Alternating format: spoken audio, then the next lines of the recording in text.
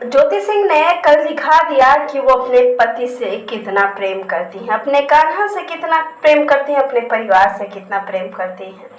काराकाट में road show, आशीर्वाद show करने के बाद वो अपने घर लौट आई और घर लौट आके जन्माष्टमी के शुभ अवसर पे व्रत करने के साथ साथ उन्होंने पूजा अर्चना किया। लेकिन कुछ लोग इस पे भी बातें कर रहे हैं। सबसे पहले तो आप लोगों से रिक्वेस्ट है कि आप लोग वीडियो को लाइक और चैनल को सब्सक्राइब जरूर कर दें। लाइक्स बटोरने के लिए ज्योति सिंह की पोस्ट की वीडियो को अपने आईडी में पोस्ट तो जरूर कर देते हैं, लेकिन उसमें कुछ ऐसी बातें लिख देते हैं जो बिल्कुल गलत है, मुझे बिल्कुल पसंद नहीं है।